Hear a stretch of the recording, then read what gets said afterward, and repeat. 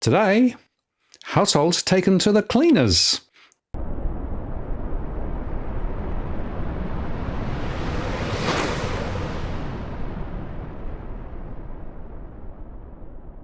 Hello again, it's Martin North from Digital Finance Analytics, one that is post covering finance and property news.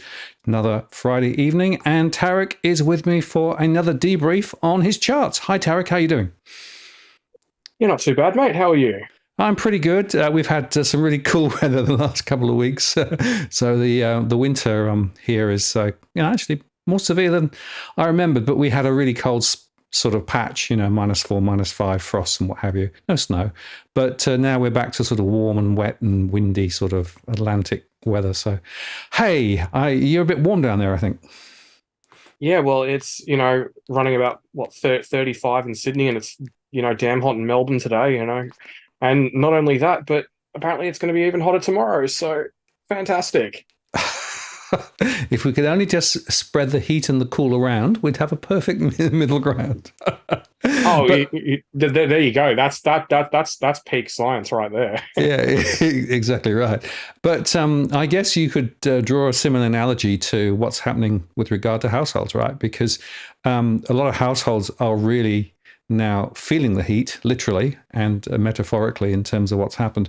But I think one of the most significant issues that we're going to talk about today is that the tax take is by far a bigger impost on households than the interest rate increases, which of course is a huge gotcha in terms of what's going on. It's funny that, isn't it? Because we've got this sort of situation where we hear day in, day out in the media from, the treasurer talking about, the hit households are taking from interest rates. And don't get me wrong, it's a big one. It's by far the largest relative rise in mortgage rates in Australian history. It is a big deal. But as you say, there is also the issue of the rising tax take, because, people are being pushed up into different into higher tax brackets. And you're also seeing the impact of people, just working more and more hours and people working multiple jobs. Absolutely. And, this is a trend which has been going on for some time, but the fact that inflation is so strong too means that the tax bands, are actually just taking more and more of people's taxable income into account. And of course, a lot more people are now being sucked in to the tax bands at the bottom end. So even relatively lowly paid people are also now being milked by the tax people too. And it's interesting. You may have seen the RBA Love Fest in Hong Kong. They were part of the Central Bankers Love Fest. And of course, Michelle Bullock was there saying, households are, they're doing fine. There's nothing, there's a few issues, but nothing to see. But I thought also interestingly that Philip Lowe was there, the previous governor. And he was saying, well, maybe interest rates are not high enough yet to actually do the job that the central banks want. So it was a really interesting contrast between the present and the previous governor. Yeah, well, I mean, you've got a little bit of the ghost of Christmas present and the ghost of Christmas future there going on just for for this time of year. No, I think the truth is that we don't know if rates are high enough to do the job yet and what is going to happen with that. I mean, I think it's easy to look at things and extrapolate down in inflation trends and stuff like that. And I think in some economies, that is probably a fairly sort of viable thing to do. Like some economies in Europe where, they're heading into recession, things are really going quite poorly. And, it's sort of tough to see where the next round of inflation is going to come from. But in countries like Australia, where we've got those embedded inflationary issues like rents and the potential for new homes construction to join the party in terms of, becoming an embedded inflation driver, it's a bit different. And I think that the truth is we don't really know, because in the US, the inflation target is 2%, and getting back to 2% if rents are still anything approaching an issue is going to be tough. And even here in Australia, the RBA is now talking about wanting to get to the center of their inflation target, not just within the target band. So that's another sort of, that's another 0.5% there. And to be completely honest with you, I support, I mean, I don't fully support that, but I support that relative to what they're doing now, mostly because how exactly are we meant to get back all this real purchasing, all this inflation adjusted purchasing power that we've lost if wages are going to top out at, 3.2, 3.3% under more normal circumstances when the unemployment rate isn't at 50-year lows and the borders aren't completely closed. No, it's a very good point, Tarric. And of course, I do the calculation in my models looking at actual disposable income. So that's the income that's available to households after tax. And what that is showing is that because of that tax take going up, the real disposable income continues to go backwards for a lot of households. And of course, a greater proportion of that disposable income is now going to pay the rent or to pay the mortgage, which means that, despite the fact that people are working more time and more hours, they're actually continuing to go backwards. So their ability to spend, and of course we saw that in the latest numbers that came out with regards to GDP and GDP per capita, which is GDP per capita going backwards. But the other interesting observation is if you look carefully at the various numbers, the impact of government support, quote unquote, is now messing with the inflation numbers and also messing with the GDP numbers. So we saw a significant spike in government spend, surprise, surprise, because they're actually supporting households. And we saw a reduction in some of the inflation numbers because of the government support. So, to what extent can you actually trust the numbers? That's an interesting question now. Indeed. I mean, there is that distortion issue I think that's going to continue for quite some time, because I don't think that the goodie giveaways are over. I think that there's going to be more stuff in next year's budget, especially if we do end up seeing an early election toward the end of next year, as some people have theorized.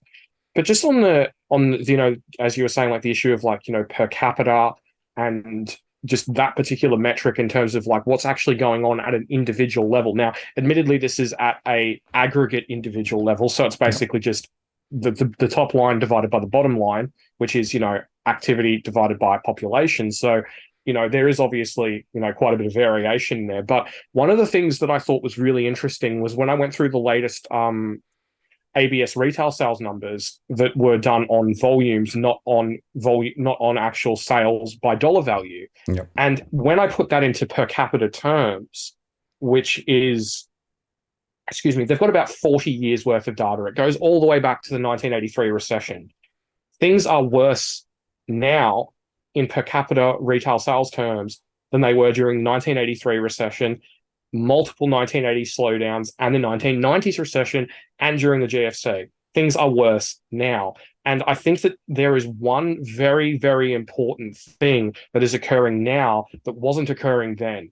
In the run-up to those recessions, interest rates were hitting households hard. So that is the same. But what's different this time is that rents are going up so quickly and sucking in so much extra cash that it's having a much, much greater hit on the retail sales numbers than it has in previous cycles, mostly because no government in Australian history, with the rough exception of the Rudd government, has entered a situation like this and kept migration high. It's all either come down, as a result of, basically automatic stabilizers, basically less people want to come because things are less attractive, or the government's actually just turned around and going, no, we need to just prepare the labour market for a bit of a downturn.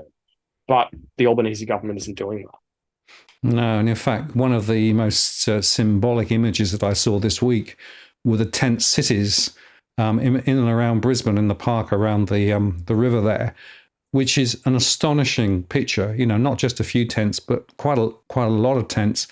And I'm getting stories across the country of people got no choice but to live in tents and cars and things simply because of this horrendous story with regard partly to migration and partly to the cost of living.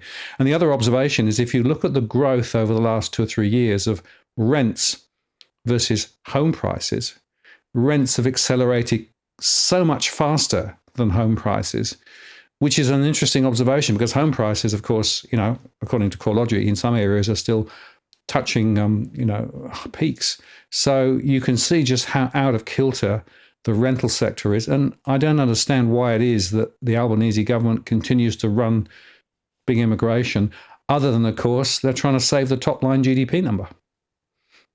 Well, and it helps the housing market too. I mean, it's not just one thing, of course, as we both know. But I think, at the end of the day, I realize that the immigration debate is a highly charged issue.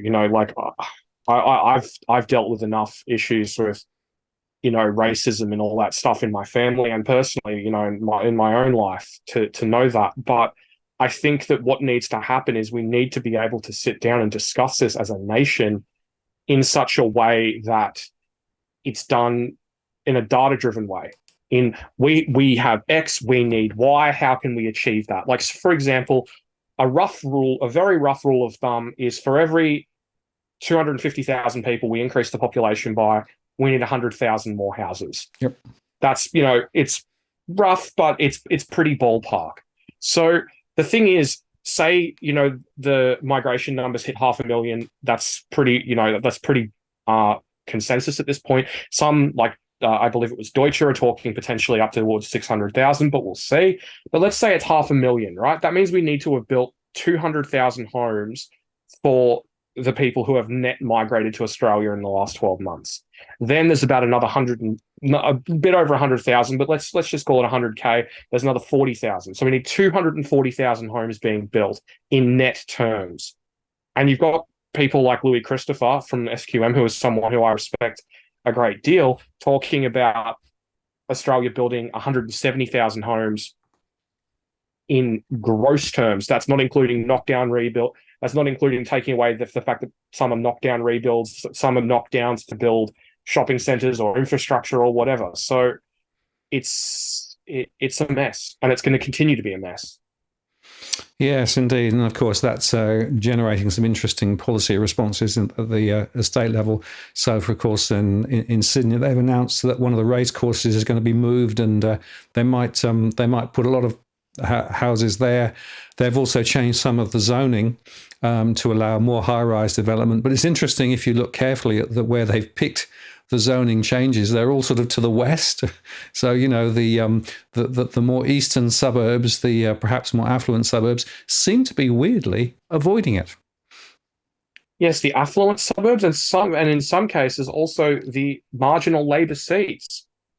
Strangely enough, I mean, I just, shock horror. It's just amazing it's amazing how that happened, isn't it? I mean, what are the chances? Yeah. That's very weird. And of course, they're saying, well, it's all to do with where the train stations are, and they're going to plant a couple more train stations in different places. But I mean, the problem is that the knee-jerk responses we're now getting isn't tackling the underlying issue that you've highlighted, which is that there's a huge gap between what we need and what we've actually got. And of course, the longer you leave it, the more the issue gets more entrenched. Plus, of course, you've got more people traveling around. So therefore, the question of the infrastructure, more roads, more transport, more schools, more medical. I mean, the whole structure of society is being warped because of this big number coming in. And unless they really seriously think this through and take the elements one by one, which means a joined up plan, rather than just, we'll just change some of the housing zoning and we'll allow some more building closer into the city, ain't going to work. No, I mean, I think the problem is that we have a situation in our society where it's easy to just point to one thing and say that's the problem. It's easy for and different politicians point at different things. Some politicians will turn around and go, it's all about zoning. Like the New South Wales government, it's zoning. We fix the zoning issue. We'll fix the supply issue. Everything will be hunky-dory. Then there's other politicians who say, well, it's all about immigration. It's all about and the truth is it's not one thing. As you say, it's many, many different things. You can have, you could reduce migration down, and then you could, and then you could see a bunch of developers turn around and sit on land and drip feed it onto the market and just do that to keep prices high. That's something else that needs to be addressed. That's not perhaps something that we haven't really talked about all that much, but it is something that needs to be addressed. And there's a laundry list, of at least another probably half a dozen major factors like that, all of which need to be tweaked. And I think the thing as well is like we're not talking about, this sort of Soviet style planned economy. We're talking about a resumption of what we would consider to be a capitalist free market, not, this big interventionist thing that some commentators make it out to be, that, that it's all this, heebie-jeebie interfering with a free market, when in actual fact what we're seeing now is government interference in a free market and government willful inaction as others interfere in a free market. Oh, that's right. So inaction is as much of a policy statement as action. And I think that's a really important point, right? So sometimes doing nothing is a deliberate policy that that governments won't run with because they don't want to rock the boat. No, because I mean, the thing is, I'm not gonna name them because I don't want to have any legal issues. But if you look through the RBA governor's calendar, in some instances there are more meetings with property developers than there are with the treasurer in a year. Why? That doesn't really, to me, if the RBA governor is going to be meeting with anyone, they should be meeting with people who, relate to the implementation of monetary policy, people who have, perhaps some different ideas, or perhaps they can sit down with the treasurer and they can hammer out something whereby maybe the fiscal side does some of the heavy lifting, perhaps. That's a novel idea. Now we better get on with why it won't happen. No, exactly right. But let's get on with the charts, Tarric, because I have to say this first one really sums it up rather well, right? The economic indicators are zombies, and I think that's what we're seeing, a lot of zombie behavior.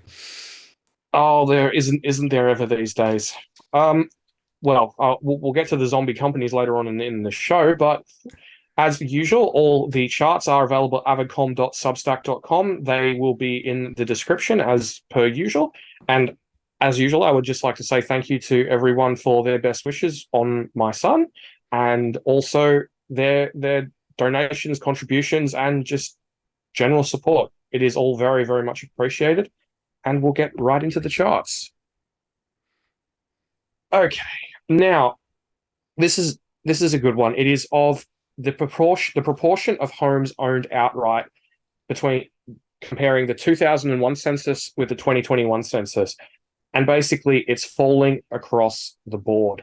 But I think one of the things, well, there's actually several things that are notable. Number one, it's that the 55 to 64 age group has really dropped off. So you're seeing a lot more people head into those final decades of working with significant mortgage debt.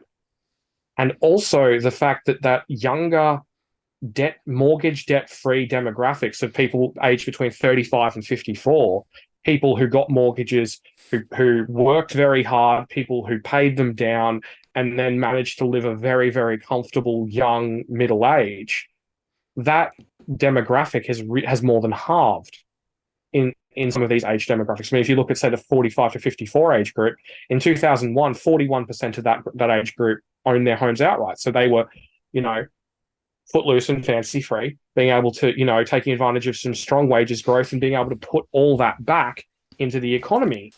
But today, it's only 18%. So there's fewer people in that demographic who are able to more freely spend into the economy, or to perhaps take a risk and start a business or do something productive with their capital and their time.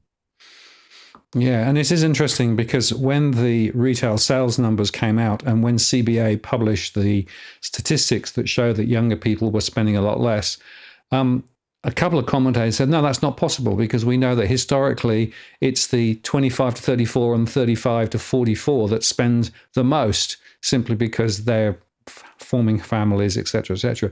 But I think this statistic here explains why we're seeing this loss of momentum in terms of purchasing power amongst this group. They haven't been able to buy a house because the average first-time buyer is now 10 years older than they were. So in other words, you get into the property market later, you're putting more of your income in to buy the property. And then, of course, that means with the longer mortgages, because the typical mortgage now is a lot longer than it used to be, in some cases 35 years or sometimes even more, I've seen. It means that as you go towards retirement, you've still got this massive mortgage noose around your neck. And of course, the get out of jail card for many people as they move into retirement is actually to raid superannuation to pay the mortgage down as you move into retirement. But the question is, will that work now? Because, of course, the superannuation amount that people have has been growing, but the debt burden has been growing a lot faster. So as I think as we go forward, we're going to find that more households, as they move into retirement, are actually still going to have a mortgage noose around their neck. And that then says, well, what do? Do you sell and downsize and try and use some of the equity to pay the mortgage down? This chart really, to me, underscores the dramatic change that we've seen and the stupidity that's been created as a result of it.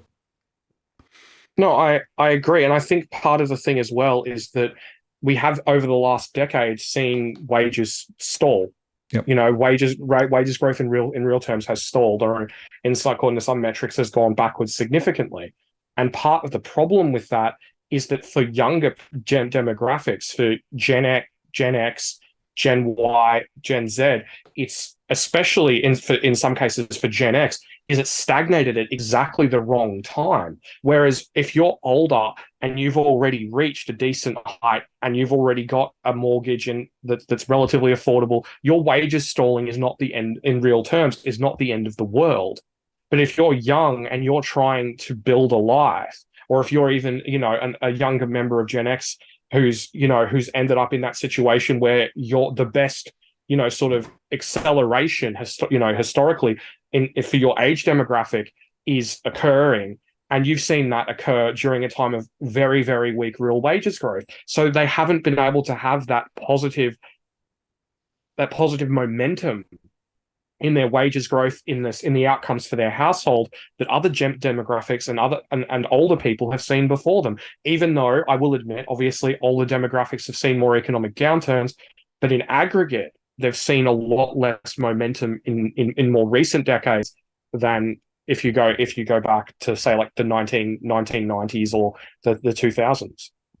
Absolutely. And I guess the corollary of this argument is, with ownership lower, that means that we're going to see more people renting relative to what we had previously, because home ownership rates have dropped. Exactly. And that is the very next chart.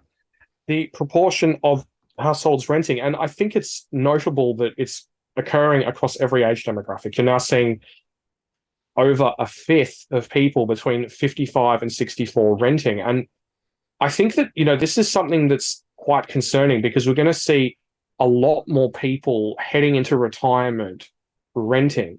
And you would be hard pressed to find an organization or a financial advisor who thinks that's a good idea. If you look at all the various literature and all the various benchmarks, when they talk about having a secure retirement, that is based on you or you as a family unit owning the family home outright, not renting. And that is something that's going to present some fairly significant challenges. And I think that this is something as well that is going to create some very difficult political and social issues going forward, because it's one thing saying, get stuffed to a homeless person who's disheveled and stuff like that, as we see frequently. Not that I'm saying that that's what should be done, but it is what is done by the government.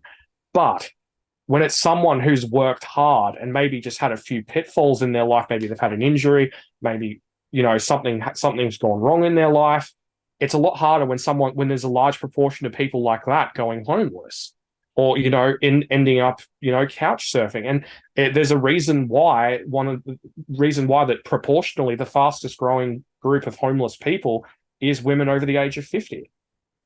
Absolutely. And going back to the issue of migration is part of the reason why there's more demand for the rental sector. But this is the other reason. We've actually got more people in Australia already who are essentially needing to rent.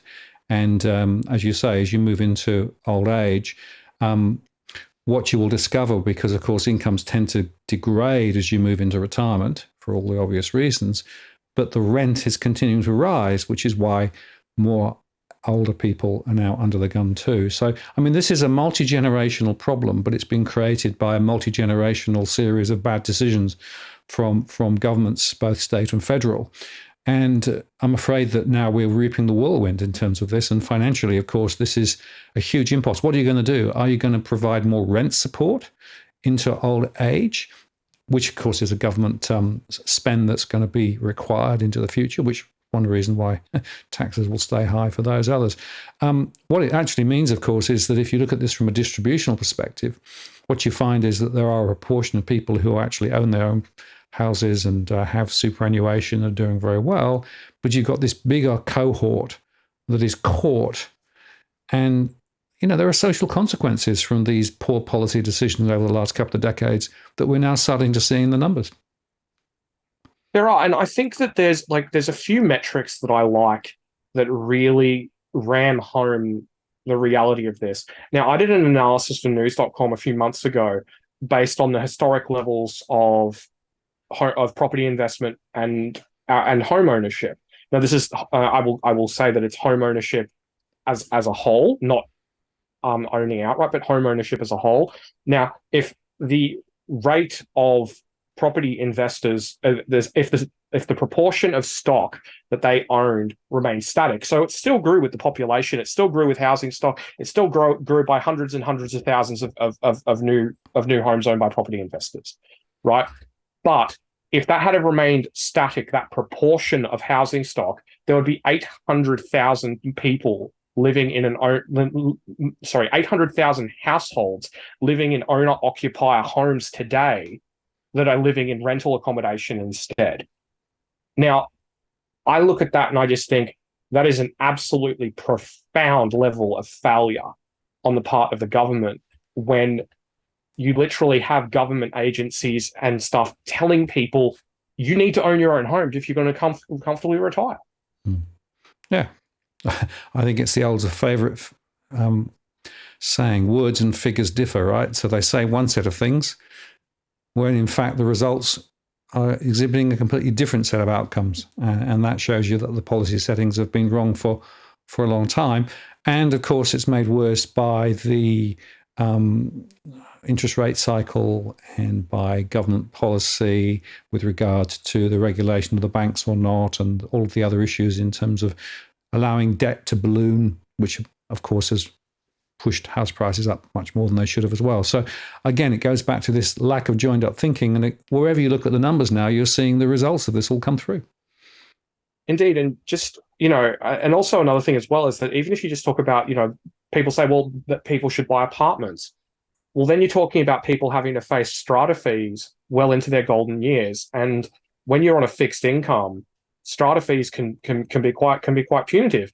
And if you're unlucky to end up in one of those homes that you and Edwin have discussed on, I've lost count the number of occasions, that has serious structural issues, yep, then you're really in trouble. And a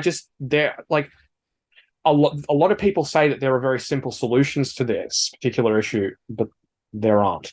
No, absolutely. And there was a report this last week, I think 52% of high-rise in New South Wales had defects. And the other interesting observation is that the strata fees are also rising very significantly, but there are also more strata companies who are close to going out of business because they can't actually lift the fees sufficiently to cover the costs of maintaining the properties.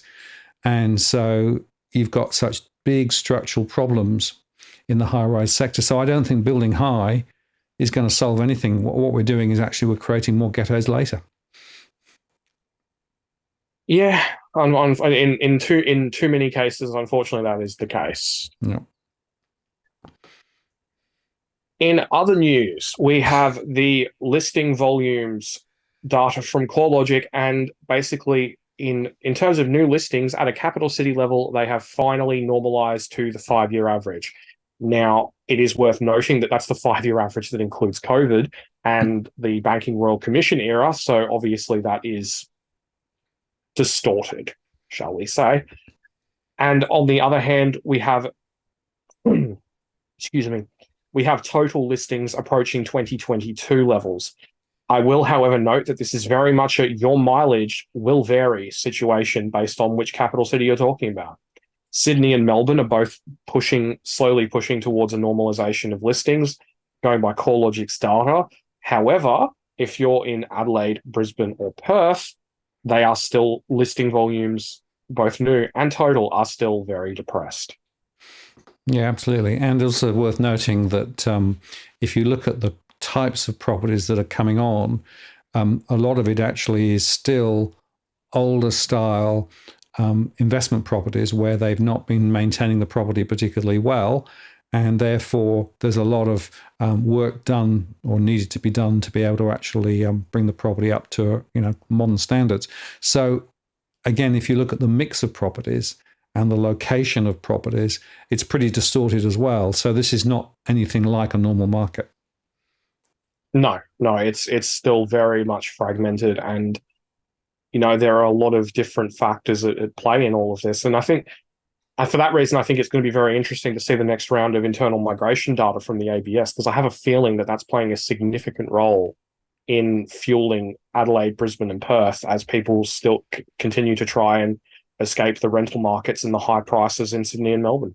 Yeah, well, I've tried to incorporate some of that migration data in my models, and as a result of that, there is more upside potential in some of those other areas away from Sydney and Melbourne. In fact, Melbourne is looking the most sick by a long way. Sydney, is not looking particularly flash. But if you look at Queensland, and if you look down in South Australia or in Western Australia, those markets, because of that supply-demand disequilibrium that you're talking about there, it's going to create more issues. So yeah, again, it shows you that however you look at the data, it's telling you the same story. Indeed. This is from a recent report from the Bank for International Settlements on buy now, pay later, which they did, which I thought was quite interesting. If you want to have a look, I'll send a link to Martin and get him to put it in the description. And basically, this shows the proliferation of downloads of buy now, pay later apps throughout various countries in the world. And I think it's interesting to show that Australia has one of the highest rates of buy now, pay later proliferation on the planet. Although, this is the origin of the origin nation of Afterpay, so perhaps that's not altogether too surprising. No, and unfortunately, it's another factor that I've been seeing in my data with the proliferation of the buy now, pay later wave. But if you actually do some correlations between who's using buy now, pay later and those who are in mortgage or rental stress, guess what? There's a very high correlation because, of course, the buy now, pay later thing allows you to sort of move your payments around a little bit and try and manage your cash flow. By the way, also, if you look at credit card debt and if you look at even payday debt, they're also a lot higher in those stressed cohorts too. So there is a horrible correlation here. And I was talking to a debt counselor the other day who was saying they've never seen anything like it. They have got now way more people who generally would have been doing it fine, but are now not doing it fine for all the reasons we've been talking about. And they've now got a proliferation of different debt mechanisms, including buy now, pay later and credit cards, et cetera, et cetera. And it's getting more and more difficult for the debt counselors to sort of diffuse the debt bomb. So I'm very interested that, of course, a lot of the commentators say, well, there's no real rise in delinquencies, et cetera, et cetera. Well, just remember that some of this debt is sitting in places that isn't normally reported, firstly. And secondly, that with the juggling of different debt mechanisms that people have, they can survive for a, sort of a period of time. But as the debt counsellor said to me, eventually the tide goes out and they've got nowhere to run.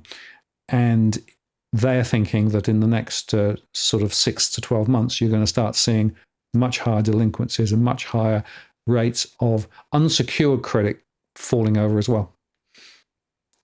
Yeah, I think that's, fairly likely. I mean, these things take time. Yep. And I think it's also just worth noting that we don't live in, 1991 anymore.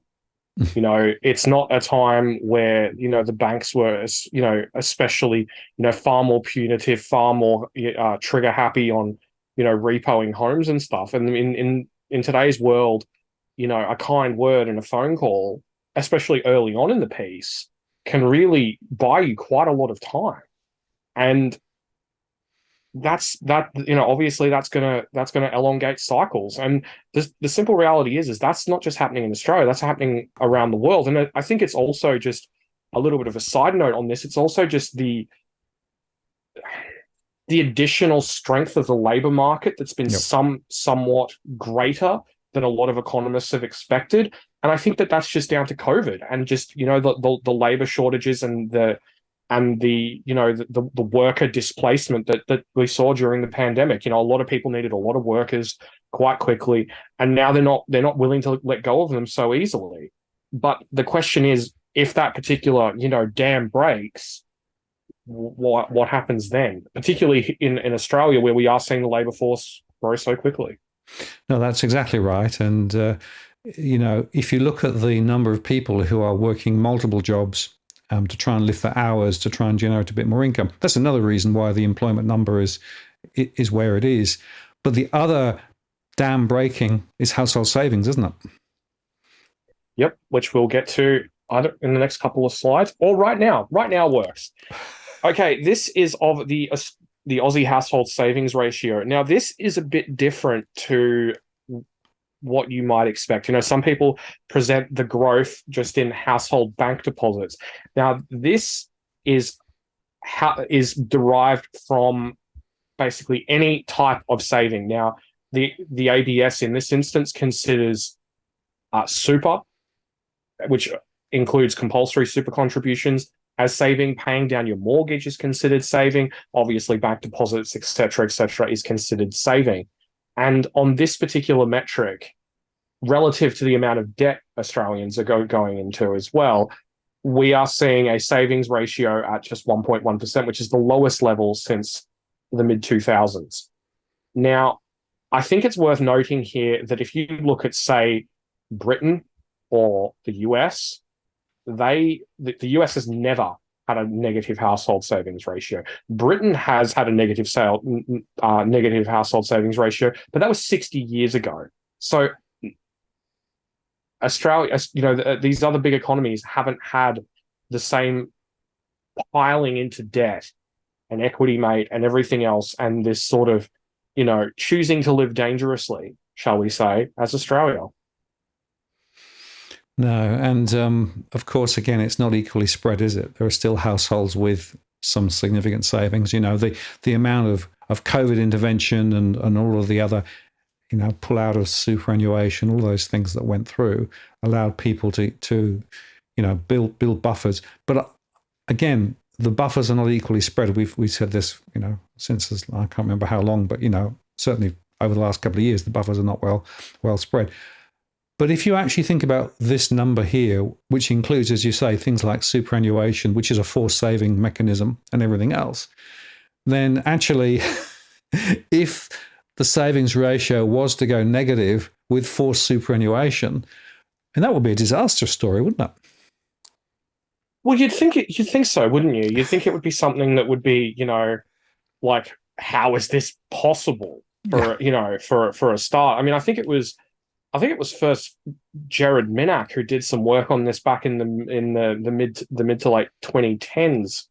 I'm going to say it could have been earlier. I'll have to check on that, but it's really just a bit of a mess. The fact that even with all this enforced saving, that we're still seeing the savings ratio in this, although by the same token, I mean, Australia, we are the land of debt and more debt. And I think, to be completely frank, I do wonder what the Australian economic experience would have looked like. Now, obviously, since say, like, let's just call it the GFC, because that obviously was the mining boom and that was a bit of a distortion. But even if you look prior to that, how much of Australia's economic success in let's call it from, say, 1990 to about 2007 was just down to household debt expansion?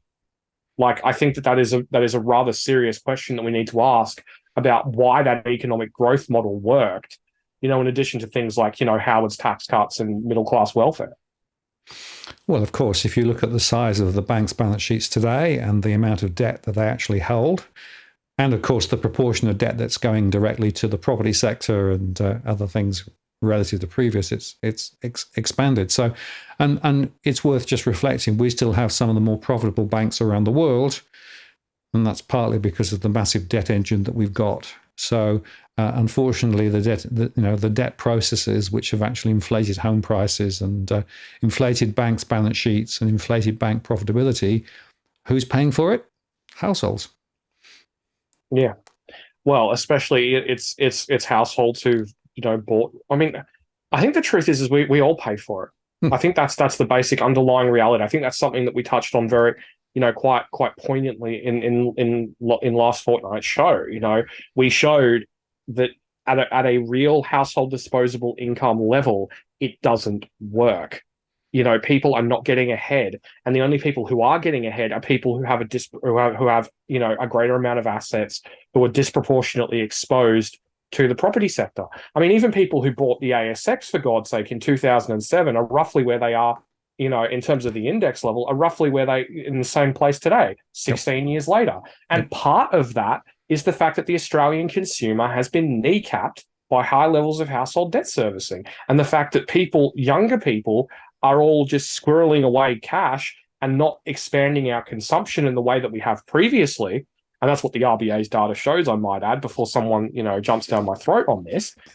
That's what the data shows. And young people aren't getting out there and spending the cash on avocado on toast or on holidays or anything like that. Not in a way that is expansive for the economy. Absolutely. Yeah, we're definitely reaping the many years of pain and the debt. And by the way, I think there's an education issue too. So for a lot of people, they just assume that more debt is better. And they've assumed that the only way to live is with significant overhangs of paying interest, et cetera, et cetera. But interestingly, in my surveys, some of the younger people are not actually buying that story anymore. And maybe that's because of HEX, and maybe because they've seen the consequences of debt earlier in their lives. But they are beginning to take a different path. And one of the interesting pieces that I saw the other day was that more young people are now starting to use cash again, because they feel that they can actually get more control of their finances by actually using, a pile of notes here to do this and a pile of notes to do that. So there's something really interesting going on in terms of the psyche of people with regard to the way that their finances work. And maybe the debt machine is running out of time. I think it's going to be interesting to see what happens when Gen Z reaches that time when they do have to, to pull the trigger on things like home ownership and stuff like that, or what they're going to do differently. Because that's something that, that has also been seen in survey data and in polling and in, other various academic studies in the UK. We've seen it in the US. It's very interesting the way that, that Gen Z is potentially just taking a different path on all this. And I mean, I just wonder, is it a little bit of, I think you and Edwin have talked about this a few times, but, the sort of Chinese lie flat movement of just, the deck is so stacked against me, I'm just not going to bother. I'm just going to get out there and live my life and,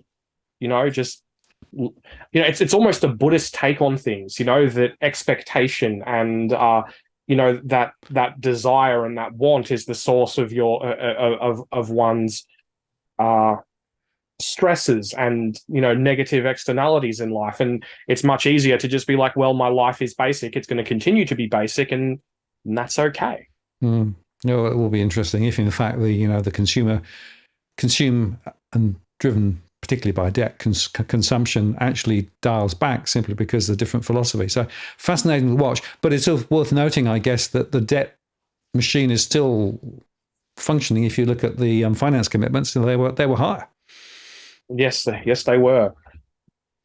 Now, this, I think, is a nice illustration of, well, just underlying reality. Let's call it that, because we've seen a big reacceleration in owner-occupier finance commitments. Heading back up towards their previous highs. Still a ways away, admittedly, but much higher than pre-COVID. But I think this really shows quite nicely that people are not getting the same amount of homes that they did previously, even though that they're borrowing a whole lot more. And it also shows as well that the level of activity in terms of turnover and owner-occupiers purchasing properties was a hell of a lot higher in the past. Now, if you adjust this for population growth, which has been significant since the early 2000s, which is where this particular chart starts, it looks even worse. So, I mean, to me, this is really just a sad indictment of the failure of economic policy, of pursuing a system that doesn't work in terms of getting people into homes and doing that at a level that's affordable. Because at the end of the day, for the economy, it's not about how much someone can pay for a house. It should be about how cheaply we can get someone into a quality home in a good area, and get that person being productive with their time and with their cash, whether that's, working, or whether that's just being more productive and more happy because they have got a fulfilled life, or it's because they've taken that capital and they've built a business and they've done something with that money, and rather than just, spending it all on consumption, or in a lot of cases, all on servicing mortgage debts or rent. Well, it does come back to the interesting question as to whether housing is a human right. In other words, should it be the right of every household to be able to be housed in some adequate way? I've always had the view that that's actually the way to think about housing, that it is actually a human right. It's like a human right around law, a human right around housing, and maybe even a human right to use cash. There are some basic things that should always be there, it seems to me. And we've lost the plot, unfortunately, and therefore many people are not able to participate in what, to my perspective, should be just there for everyone.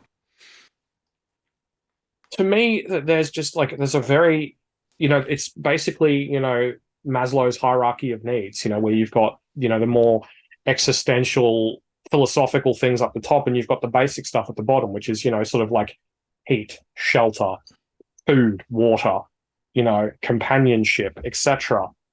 And I think that really, I don't understand why it's thought that it's a good idea to commoditize something as simple that is literally the base of the pyramid, on which, a person's physiological and psychological well-being is built.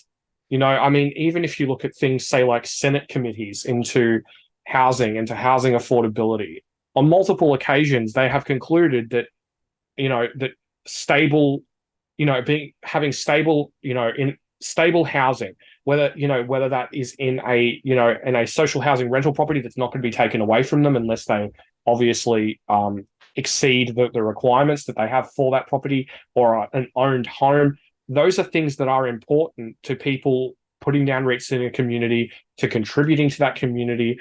And that's part of the reason why we have seen a decline in community participation. And, I think that there are a lot of symptoms that stem from that, the way that our current system functions, that a lot of people don't like. Even people who have benefited handsomely from the current system, that they don't like what it's done to our society. But I think that there needs to be a realization as to why those things have ended up happening. Yes, indeed. And maybe that sort of more philosophical question, which, we keep coming back to, which is, well, what's society for and how should it function? Those are some of the questions that I almost think should be part of the political campaign, at election time, right? We should be hearing more about, the politicians' vision for the way that society should work, rather than just say, well, I'll give you a bit more money in your back pocket and everything will be fine. There's a big, big question which politicians don't want to touch. We are in so many ways so far removed from that, that, that's like real sort of, Roosevelt level stuff,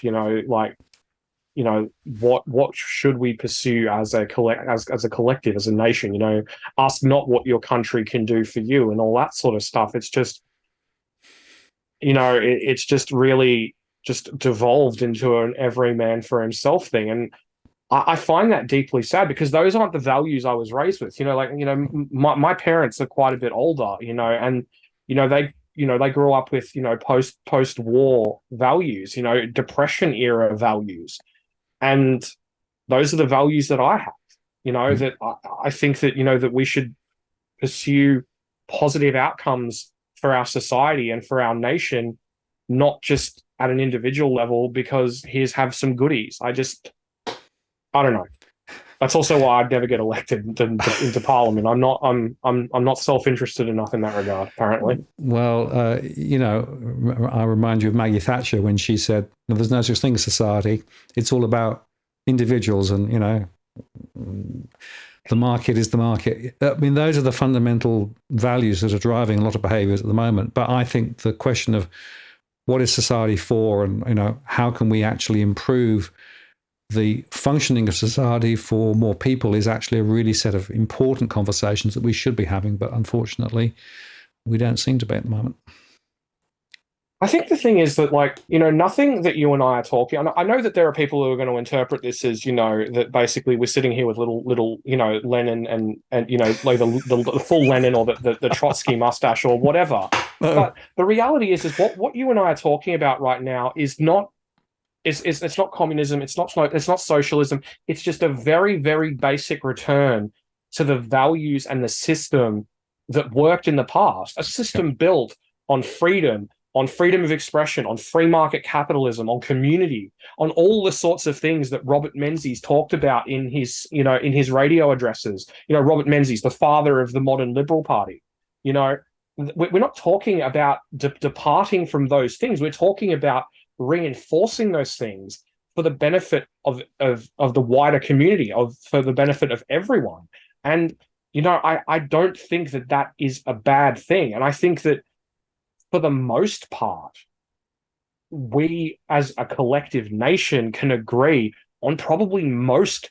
I mean, I think we could get behind what Menzies was saying. I think that we as a collective nation, a majority of people can get behind that. I mean, perhaps I'm wrong, perhaps I'm being overly optimistic or biased, but I think that there is that sort of core values there somewhere in the heart of Australia collectively.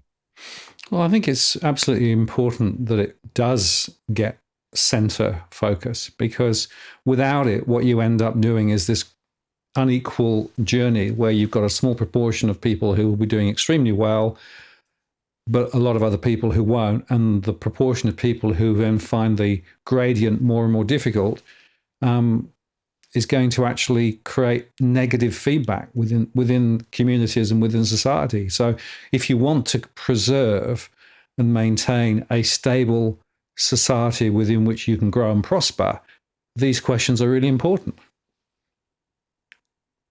There is a scene at the end of Watchmen, the film, so spoiler alert if you haven't seen it, so maybe just skip 30 or 40 seconds down, but there's a scene where Rorschach is locked in prison with a bunch of hardened criminals, and he says, "I'm not locked in here with you, you're locked in here with me."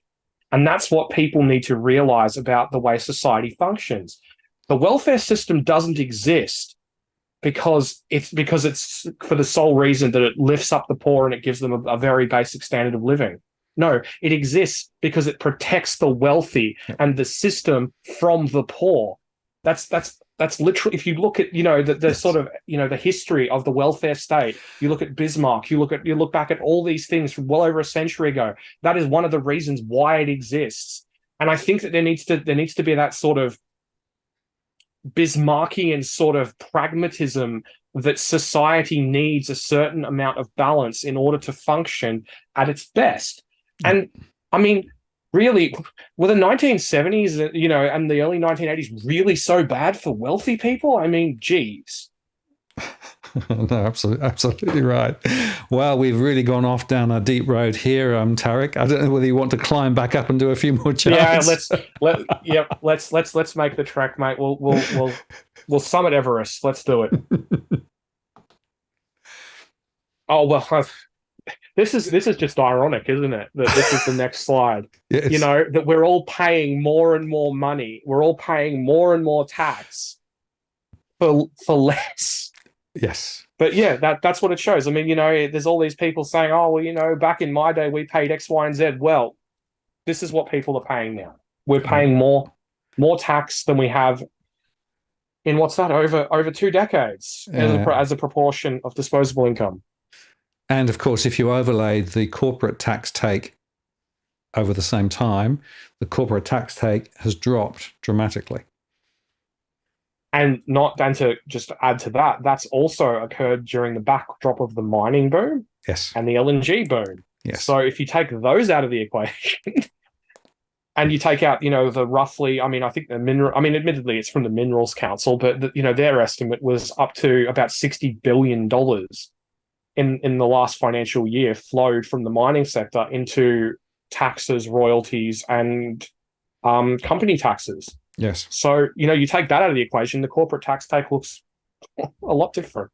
Correct. But, just to be clear, we've almost never had a situation where more income tax is being paid by typical households. And the question is... Go on.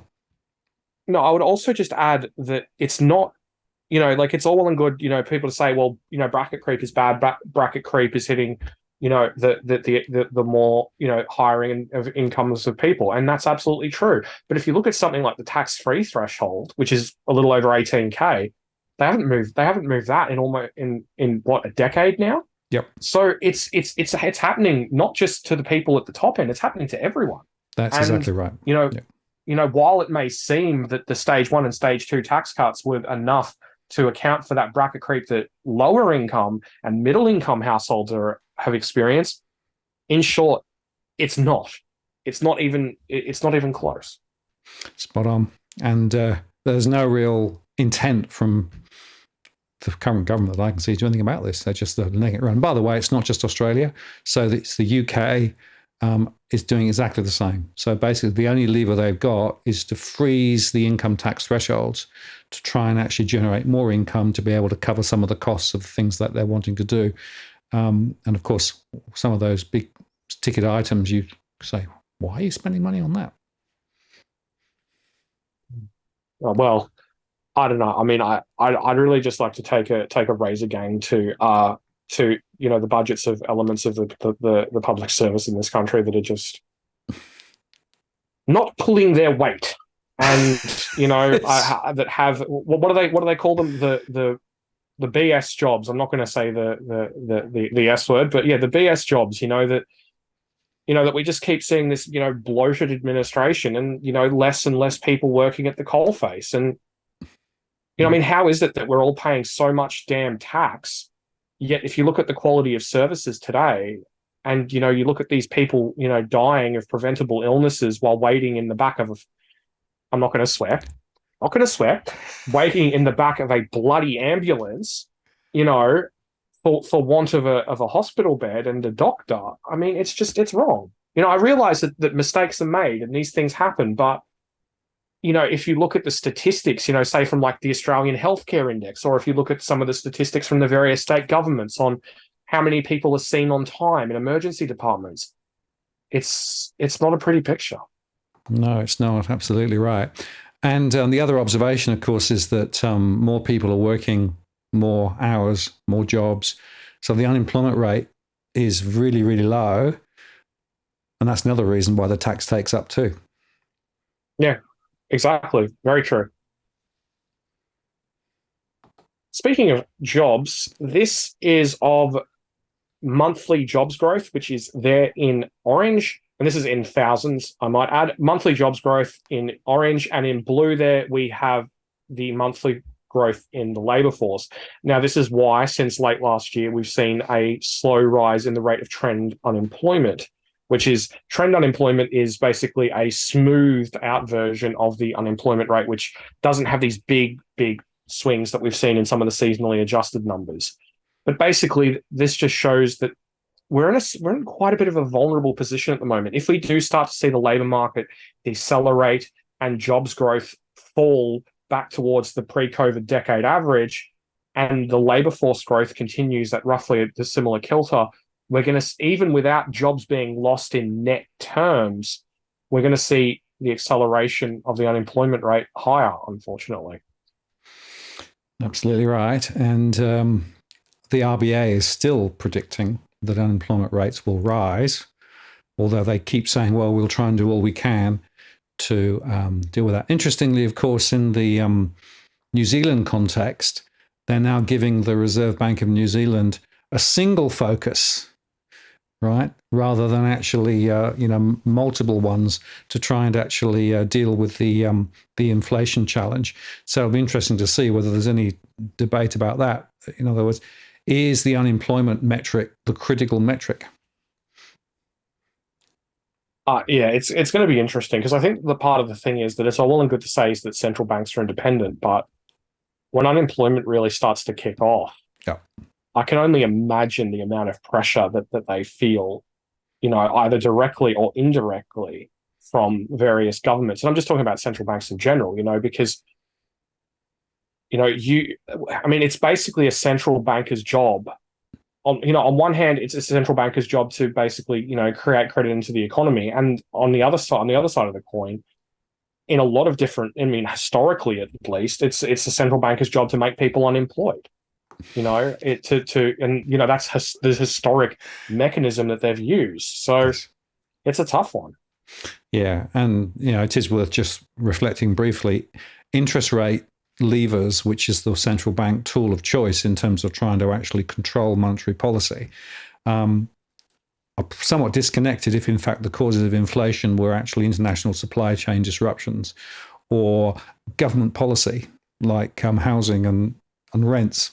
So in a way, the interest rate lever is not necessarily connected to some of the causes of inflation in the first place, point one. Point two is the consequences of the higher interest rates has tended to be, as you say, to make people unemployed because, in fact, you need to turn the economy down. But in the current environment with the unemployment rate so low, that's not working either. So you could argue that the monetary policy tool set, as exhibited currently, is just not working. Well, it's certainly not working the way it did historically. Although, to be completely fair, part of that's the RBA's own fault. Yes. That they were the ones who provided the TFF, and they were the ones who created the situation where you could have all these nice, cheap, fixed rate loans. If not for those fixed rate loans, a lot more households would have been doing it tough. A lot more households would have had to reduce their spending even more, and the monetary policy would have been much more effective. Now, there would have been a lot more pain, but then that's about balancing what you think the RBA is for and what their goals actually are. Well, there's a school of thought that says, well, maybe central banks are probably part of the problem rather than part of the solution. But in fact, your next chart really makes the point that with the current levers that are being pulled, guess what? It's the 1% who are doing really, really well, and everybody else not so much. This is a US chart.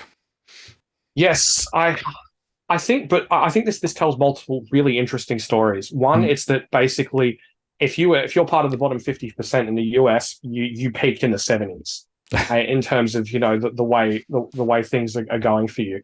And I think it's also very important to, even if you look at something, say like a chart of median real household incomes in the US, that it's a very, very different story geographically.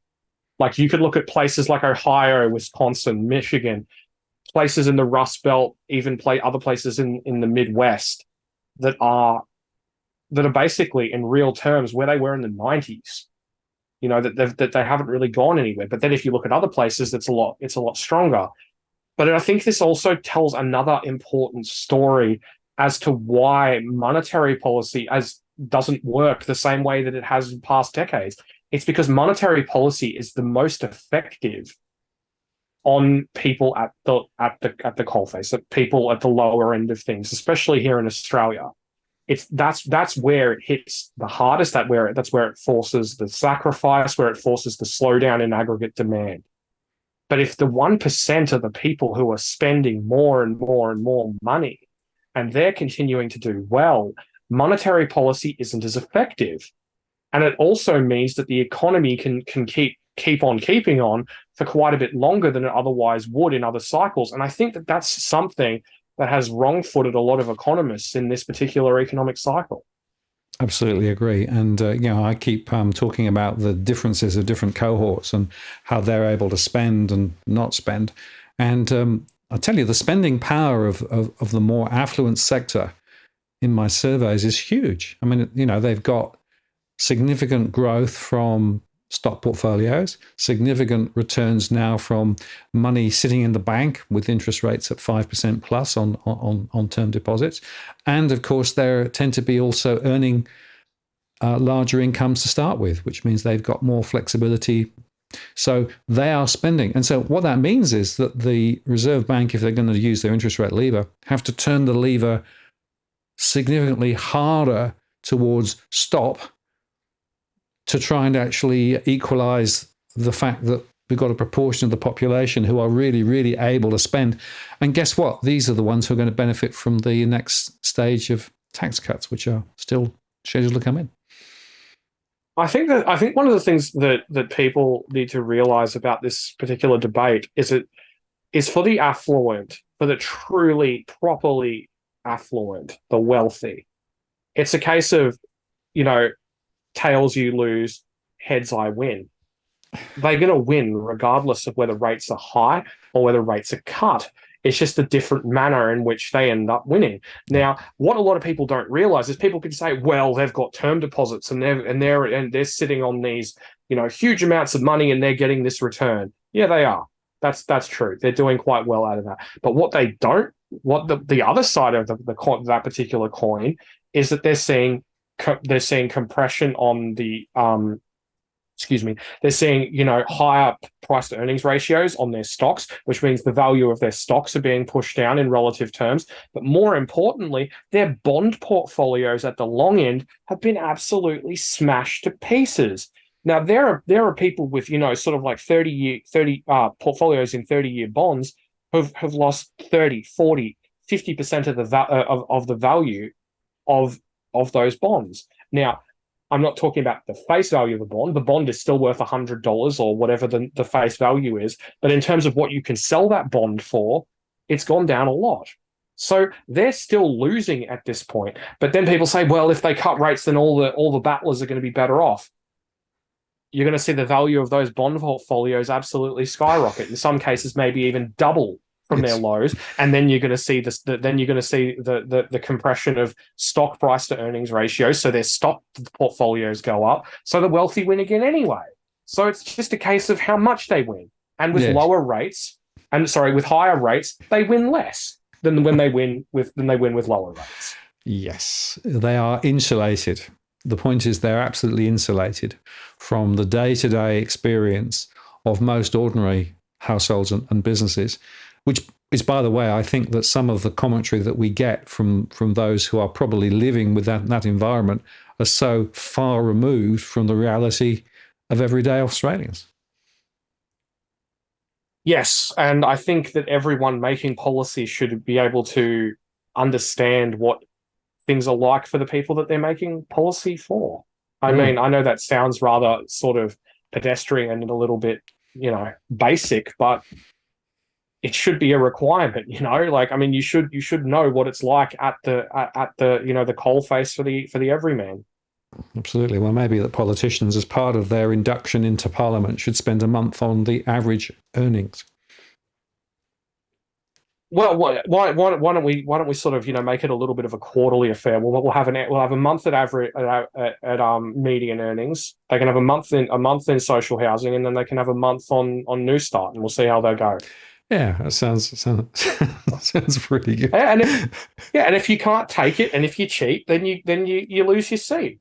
I think that would work quite well. It'd actually be quite a nice character test too. Actually, yeah, make a good TV series too.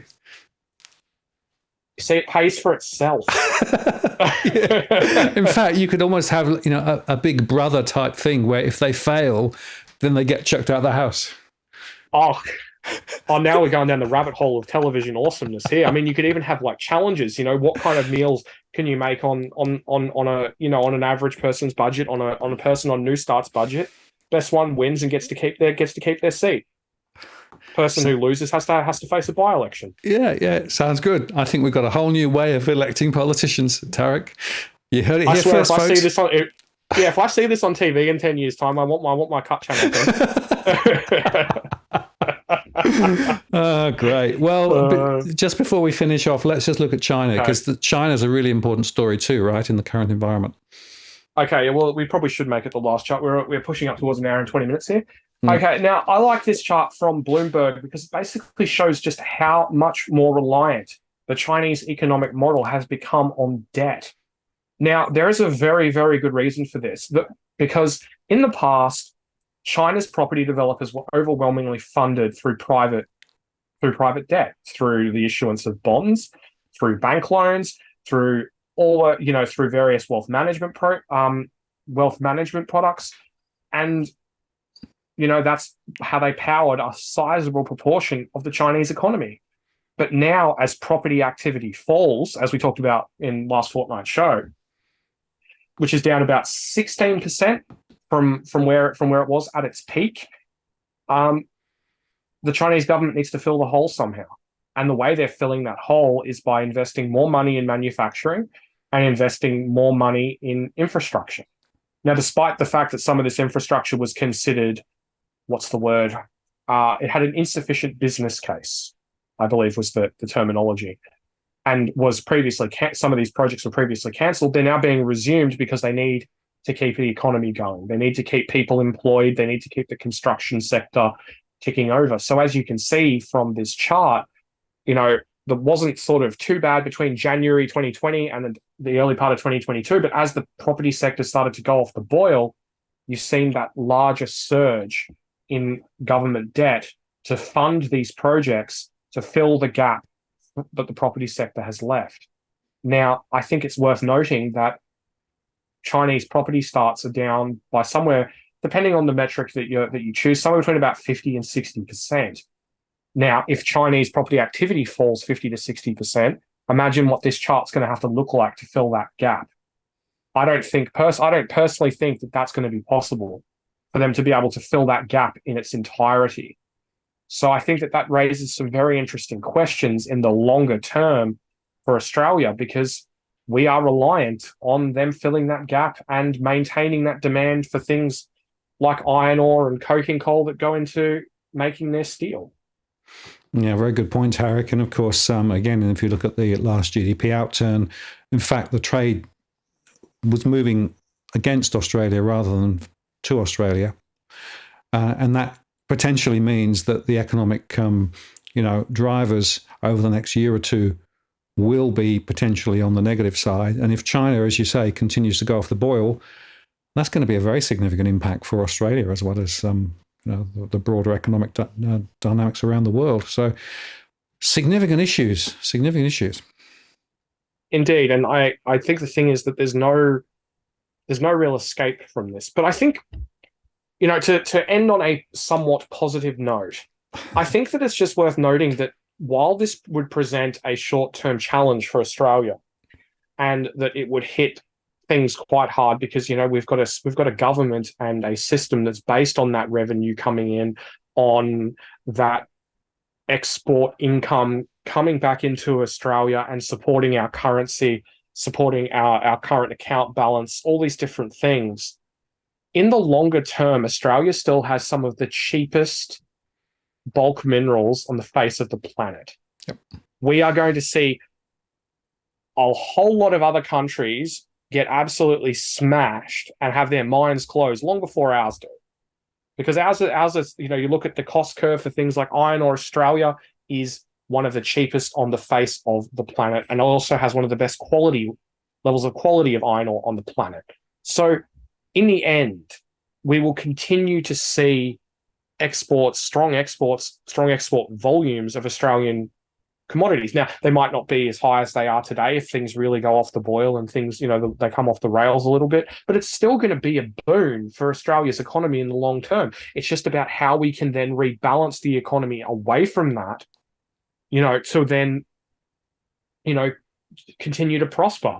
And I think it's just worth noting as well that in the end, there's also all these other green minerals and everything else that's going to be pursued in the coming years and decades that are also going to help boost Australia's economic fortune. So, I think that it just needs to be said that it's, that a challenge is not the end of the world.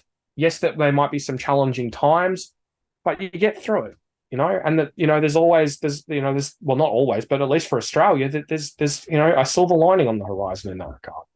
Yeah, and that really comes back to what we said. So there are some really important decisions to be taken about, what is the nature of the economy and society and what have you. But Australia is well positioned because of this. Yeah. So it's not like we've got no options, but it is about whether, in fact, the politicians are prepared to take the difficult and important decisions and to have a more strategic view of what society is like, because we've got the DNA to do it if we have the political will to do it. Absolutely. I mean, I think that's what's really quite startling about Australia, that we do have all this opportunity, these great all these great tailwinds, at our back, that could help propel us, to this kind of prosperity. But I just think that the truth is that it's just not.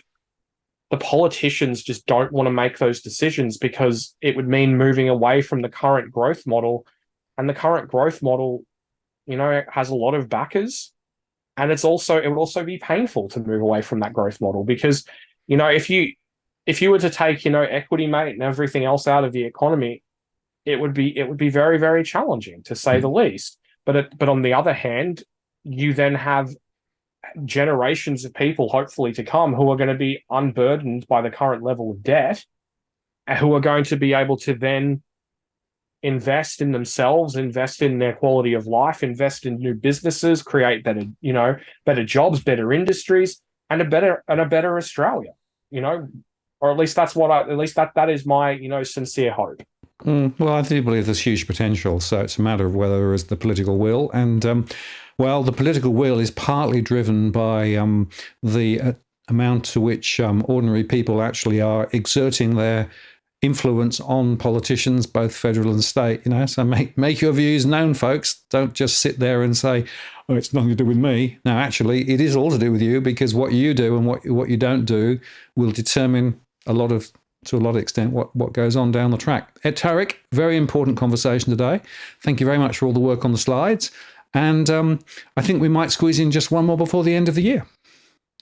Yeah, definitely. Well, if we can get that in, that'll mean we'll have our little Christmas special a couple of days before Christmas, and maybe we'll take some viewer questions, and who knows, there might even be a Santa hat. Well, I'm not wearing one, but if you want to wear a Santa hat, I shall look forward to it. I have certain beliefs I have to hold to. Thank you, Tarric. Okay. Have a great weekend, and we'll catch up in a couple of weeks. Take care. Yeah, no worries, mate. Bye. Cheers.